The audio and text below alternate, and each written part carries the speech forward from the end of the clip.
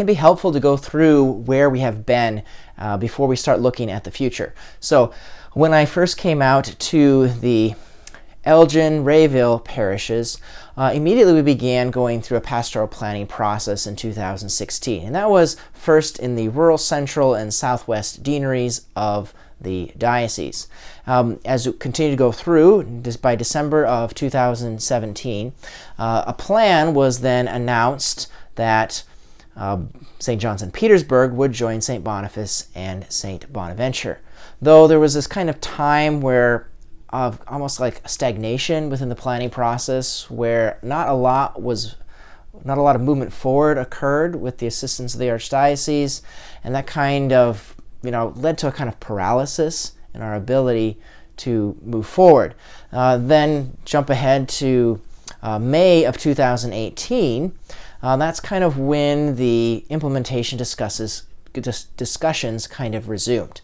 In that intermediary time, I was trying to move the parishes along, especially with the assistance of the evangelization office, to be able to focus more on the internal changes that we need to make and not just the external structural changes for the parishes.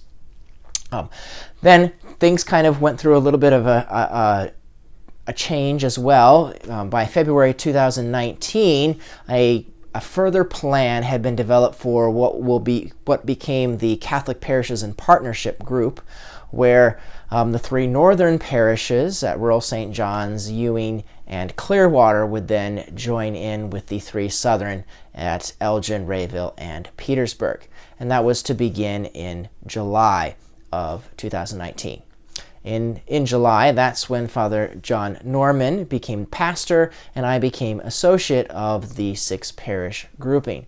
There, of course, was this intention that the 2 parishes in Neely and Tilden would also join in after a certain period of time. So the first 6 months of this kind of grouping was made more difficult because of COVID happening and things shutting down for 11 weeks where we didn't meet together in person, sadly. Though we tried to provide a number of things like live streaming and other kinds of devotional things, reflections to help families to be able to keep the faith as a center part of their lives. Certainly a challenging time, especially if you're trying to form a larger grouping and feel a kind of togetherness.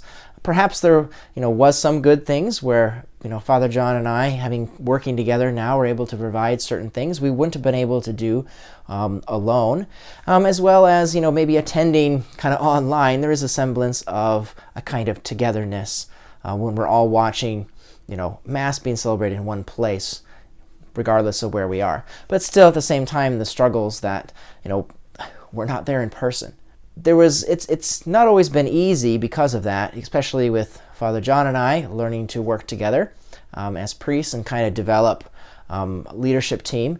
And I think a big turning point for us with our parish leadership was in June of 2021, where we went to the Amazing Parish Conference, and that kind of re-energized us for this continued commitment to improve our leadership of our parish family and continue our way into the future.